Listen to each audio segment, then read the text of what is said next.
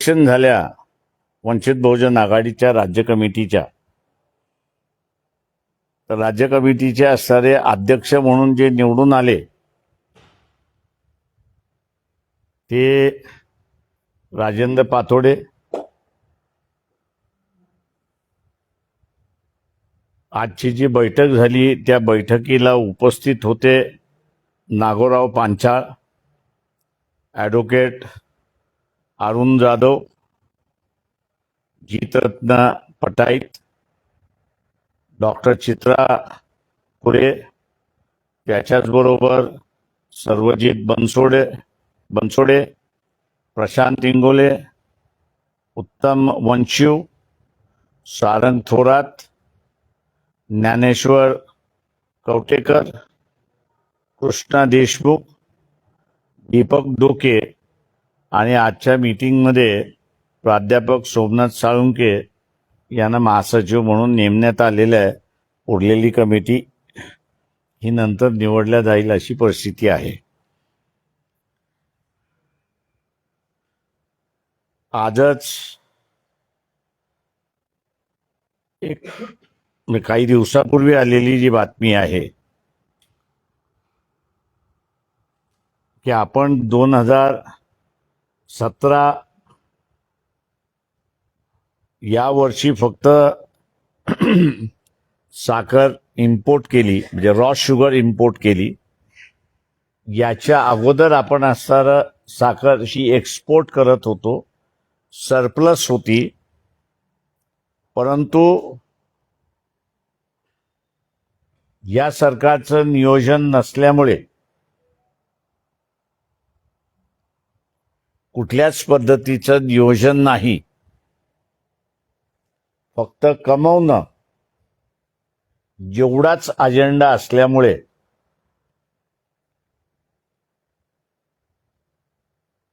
Raw sugar जी आहे आणि मळी जी आहे ही इथेनॉलकडे वळवल्यामुळे यावर्षी भारताला डबल किमतीमध्ये 10 मिलियन टन साखर आयात करावी लागते अशी परिस्थिती आहे. आज साखरेचा भाव 80 रुपये आहे. येत्या 10-12 दिवसामध्ये तो 100 रुपयावरती जाईल.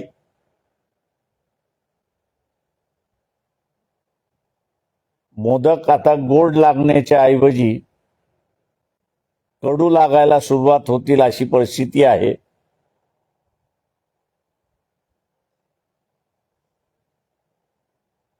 लागोपाठ सण आहेत. नवरात्र आहे, दिवाळी आहे. शासन हे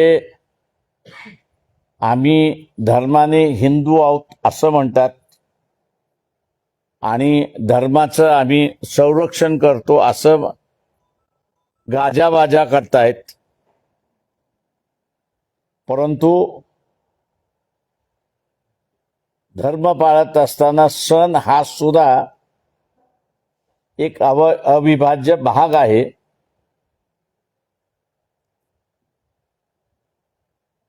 तेव्हा ते सण गोड होण्याच्या ऐवजी हे आता कडू व्हायला लागलेत अशी परिस्थिती आहे. आणि ते एकाच कारणामुळे की रॉ शुगर आणि मळी हे दोन्हीही मोठ्या प्रमाणात इथेनॉलकडे वळवण्यात आलेले आहेत. हे इथल्या शुगर माफियाला माहीत असताना सुद्धा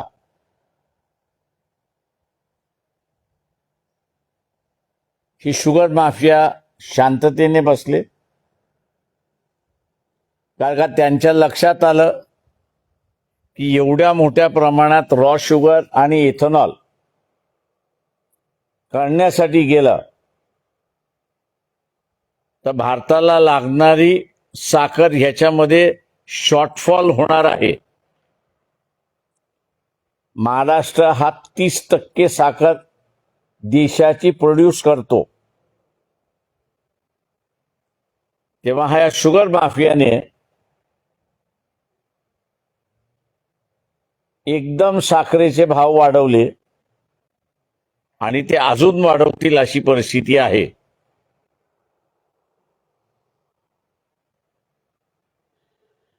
जनतेला आमचं एवढंच सांगणं आहे,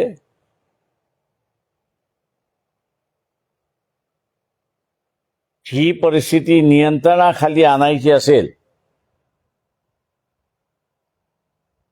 तर सत्तेमध्ये बसलेले जे पक्ष आहेत आणि जे पक्ष सत्तेमध्ये जाण्याच्या वाटेवरती आहेत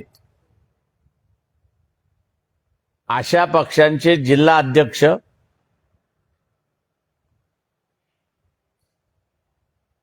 पंचायत समितीचे सदस्य, जिल्हा परिषदेचे सदस्य,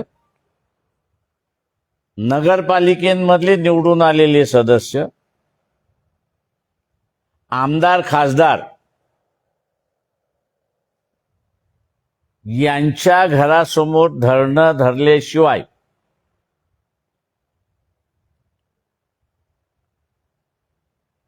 ये हम करो सो कायदा जो आहे किंवा वृत्ती जी आहे, आम्हालाच कळतं आणि आम्ही जे करू ते तुम्ही मान्यच करा,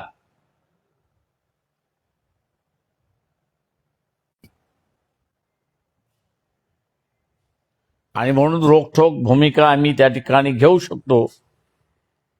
हे आंदोलन आणि साखरेचा भाव हा पुन्हा कमी करायचा असेल तर जनतेने हे आंदोलन आपल्या हातामध्ये घेतलं पाहिजे आणि जनतेनेच उतरलं पाहिजे, तरच साखरेतली गोडवा कायम राहील. नाही तर कडूपणा आपल्या सगळ्यांनाच टेस्ट करावं लागेल अशी परिस्थिती आहे.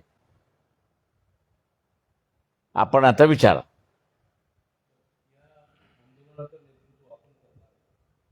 जनतेने हे आंदोलन केलं पाहिजे. आम्ही असताना त्यांच्याबरोबर राहणार. जनतेने सुरुवात केलं की आम्ही त्यांच्याबरोबर राहणार. बघा, हे व्यापक आंदोलन आहे.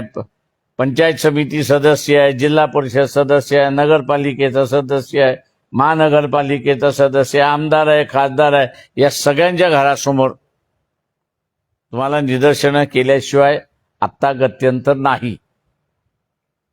हे डिक्टेटरचं सरकार आहे आणि डिक्टेटर हा एकाच गोष्टीला घाबरतो. मी नेहमी म्हणतो, तो कुठल्या राजकीय पक्षाला घाबरत नाही, तो कुठल्या नेत्याला घाबरत नाही, पण तो मास, ज्याला जनता आपण म्हणतो, त्यालाच डिक्टेटर घाबरतो. हे आपल्याला जंतर मंतरच्या आंदोलनावरनं लक्षात आलं असेल.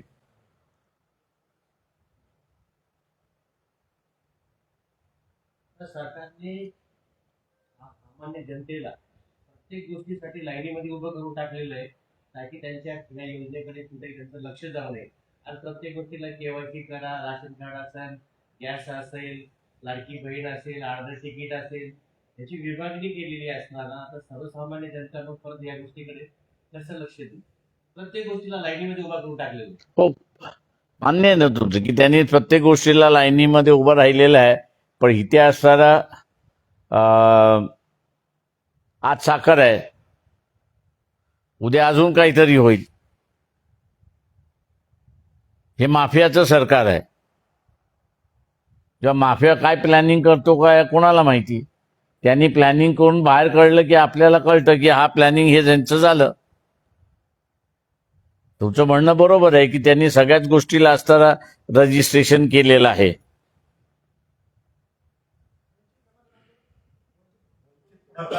आम्ही असताना घेणारच आहोत म्हणतो. म्हटलं आम्ही जाहीर केले त्याच्यामध्ये.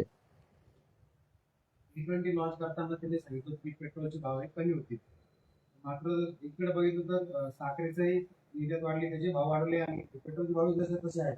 दोन्ही पण प्रॉब्लेम होते नागरिकांना. नागरिक उतरला तर भाव कमी होतील. नागरिक जोपर्यंत उतरत नाही तोपर्यंत भाव कमी होणार नाही. काही आंदोलनं राजकीय पक्षांनी केले की त्याच्यातला असणारा परिणाम होतो. पण मी जसं म्हणालो त्यावेळी डेमोक्रेसी असली पाहिजे. इथं डेमोक्रेसी संपलेली आहे, हुकुमशाही सुरुवात झालेली आहे. आणि हुकुमशाही कोणाला घाबरतो तर जनतेला घाबरतो. जंतर मंतरवरनं दिसलेलं आहे. लोकांनी उतरावं, यांच्या घरासमोर निदर्शनं करावी, तिरंगा घेऊन यांच्या घरासमोर तिरंगा घेऊन यांच्या घरासमोर निदर्शनं करावी. आणि जनतेने ही हिंमत दाखवलीच पाहिजे. तरुण वर्ग निदर्शनासाठी पुढे आला, पोलीस प्रशासनाच्या माध्यमातून जाहीर वक्तव्य केलं जातं की तुम्ही जर निदर्शन करत असाल तर तुमचं कॅरेक्टर खराब होऊन जाईल, भविष्यात तुम्हाला काही मिळणार नाही. हे गलत दिल्लीमध्ये असताना मी तिथे म्हणालो होतो, पोलीस असं सांगायला लागला की त्याला ठोकायला सुरुवात करा. शेवटी असणारं जे आहेत, मालक ही जनता आहे. आणि मालक ही जनता असल्यामुळे कायदा आणि सुव्यवस्था करण्याची जबाबदारी ही जनतेची आहे, पोलिसाची नाही. तेव्हा जनतेने हा कायदा सुव्यवस्था लागू करण्याचं हातात घेतलं, हा त्याचा नैसर्गिक अधिकाराचा त्यांनी वापर केलेला आहे. त्यांनी कुठल्याही कायद्याचं उल्लंघन होत नाही. सत्ताधारी बसलेला जो आहे, पोलीस हा जो आहे, हा जनतेचा नोकर आहे. जेव्हा जनता कायदा हातामध्ये घेते त्यावेळेस ते राज्यच स्वतःच्या ताब्यामध्ये घेते, अशी परिस्थिती आहे. मतदार हा इन्क्लूड केला जाणार आहे.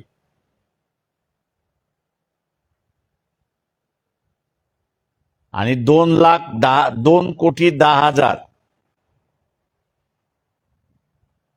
हे एवढे काढले जाणार आहेत.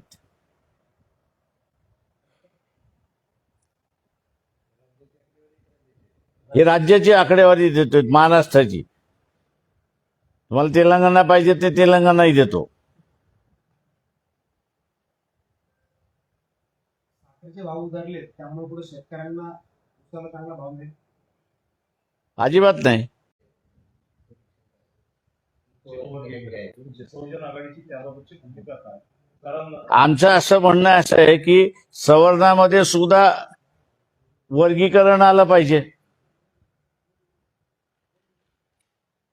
समाजाच्या एका भागामध्ये धोरण कुठलंही वरपासून खालपर्यंत सारखं असलं पाहिजे. तेव्हा जरांगे पाटलाला माझे असणारं आव्हान आहे, त्याला समजत नाही हे तर मलाही माहिती आहे. काका, त्याच्याबरोबर जे बुद्धिमान लोक आहेत ते सुद्धा आता कंटाळलेले आहेत. मराठ्यांना आरक्षण पाहिजे असेल ते त्याला म्हणा 50% वर्गीकरणाचा लढा सुरुवात कर.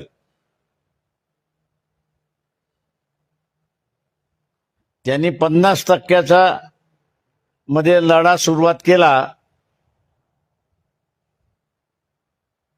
तो जेवढं मागतोय त्याच्यापेक्षा जास्ती त्याला मिळेल.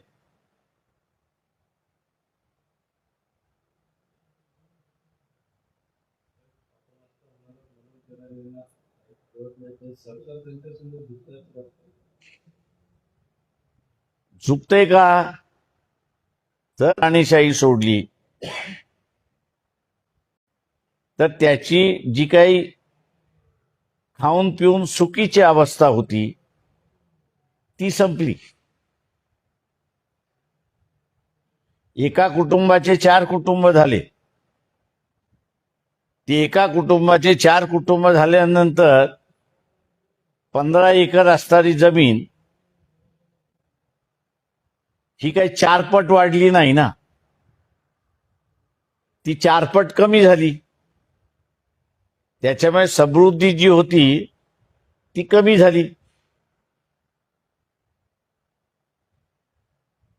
आणि त्याच्यामुळे सगळ्यात सोपा मार्ग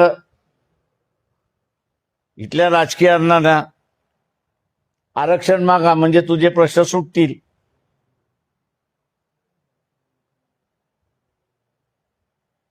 हा वर्गीकरणाचा लढा जरांगेने सुरुवात करावा.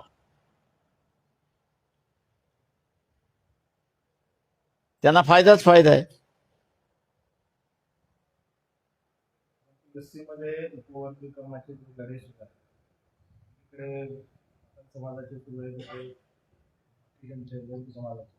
नाही, माझ्याकडे जी माहिती आहे ती मी तुम्हाला सांगतो.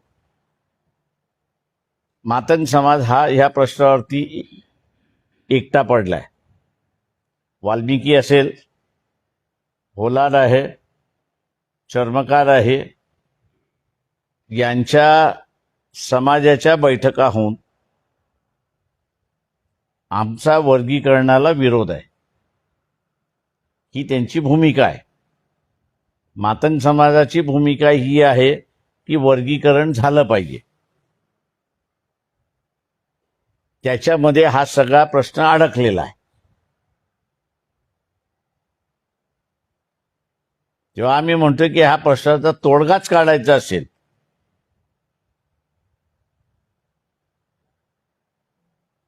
तर आरक्षण हे 50% आहे.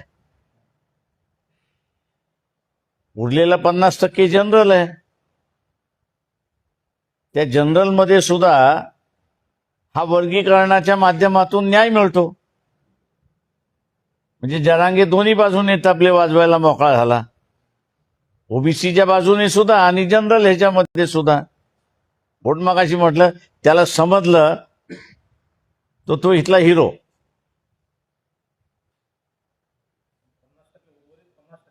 50% वर्गीकरण झालं. 50 उरलेल्या 50% का एखादं धोरण अर्धवट नाही ना तुम्ही लागू करू शकत.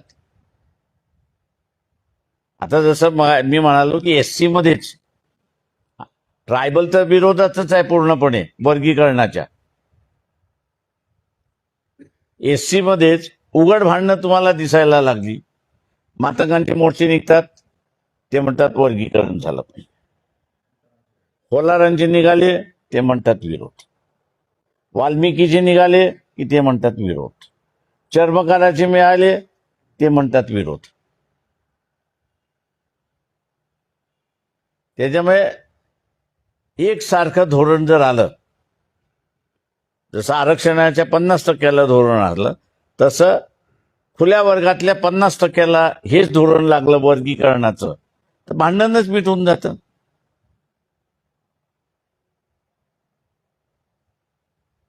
वर्गीकरणाचा मुद्दा पुढे करण्याचा शासनाचा काय समाजामध्ये भांडणं लावणे किंवा जी मोठ आहे ती म्हणजे आपल्याला असं दिसतंय की एससी मध्ये भांडणं काही लागली नाहीत. फक्त मातंग समाज वेगळा पडला आपल्याला दिसतोय. उरलेला जो एससी आहे तो म्हणतोय वर्गीकरणाला आमचा विरोध आहे. ही आत्ताची आलेली भूमिका आहे. आता या विभाजन पडलेल्या मार्गातून बाहेर पडायचं असेल तर तुम्हाला धोरण सरसकट पाहिजे. किंवा आम्ही असं नुसतं हित केलेलं नाही, तर 100% जो आहे, 50% जे ओपन आहे, त्या 50%ला सुद्धा आम्ही असताना वर्गीकरणामध्ये डिवाइड केलेला आहे. त्याच्यामुळे कोणाचाच विरोध राहणार नाही. हा मुद्दा सामाजिक पेक्षा राजकीय केली जास्त आहे वाटतं. तो सामाजिक आहे आणि राजकीय आहे, दोन्ही आहे. राजकारण समोर ठेवून त्यांनी हा मुद्दा पुढे आणलेला आहे. मी म्हणालो राजकीय सुद्धा आहे आणि तो सामाजिक पण आहे.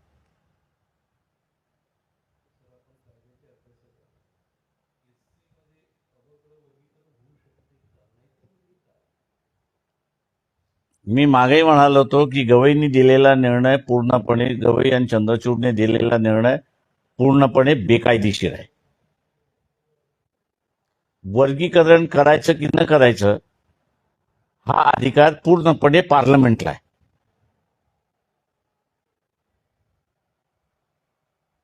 पण सुप्रीम कोर्ट आहे, निर्णय दिला, मान्य करा.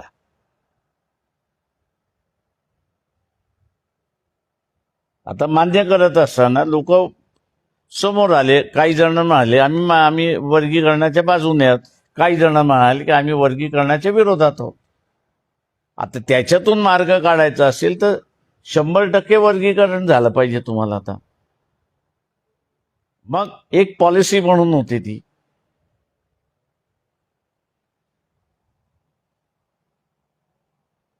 म्हणतात ती बदल समिती नेमली.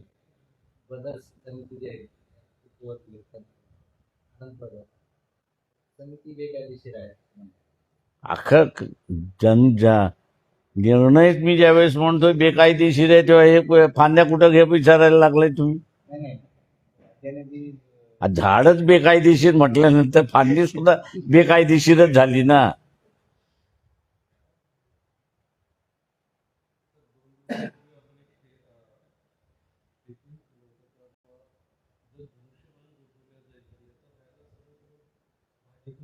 बरोबर आहे. उद्धव म्हणाले का की फायदा होणार नाही बीजेपीला म्हणून?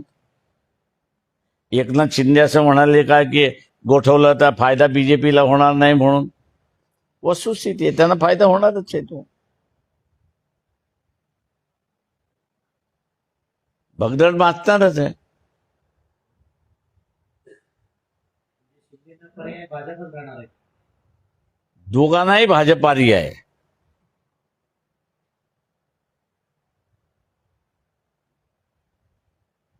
राष्ट्रवादीची घटना आणि काँग्रेसचं मौन याबाबत काय वाटतं आपल्याला?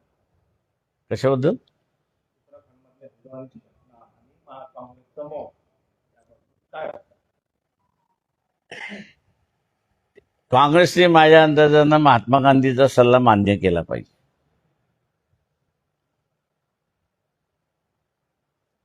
कारण त्यांना स्वतःला राष्ट्रीय पक्ष म्हणतात, पण राष्ट्रीय पक्ष म्हटल्यानंतर भूमिका ही गोड असते आणि कडवी असते, पण भूमिका ह्या घ्याव्या लागतात. आता जर तुम्हाला भूमिका घेण्याची ताकदच राहिली नसेल तर माझं म्हणणं आहे महात्मा गांधी जिंदाबाद. त्यांच्या राष्ट्रीय अध्यक्षाचा एवढा अपमान होत असताना त्यांचा कोणताही नेता रस्त्यावर उतरला नाही. नवीन नाही, बाबू जगजीवन रामचा सुद्धा अपमान माझ्या अंदाजानं जनता पार्टी असताना झाला होता. संपूर्णानंदच्या पुतळ्याचं त्यांनी असं पटनामध्ये उद्घाटन केलं आणि ते झाल्यानंतर त्या संपूर्णानंद पुतळ्याचं जे आहे ते त्याचा दुधाने अभिषेक करण्यात आला होता. त्याच्यामुळे इथल्या राजकीय पक्ष जे आहेत हे इथे म्हणेन की हा जो सगळा आरक्षित वर्ग आहे त्याला हा धडा आहे की तुझी काय किंमत आहे तेवढी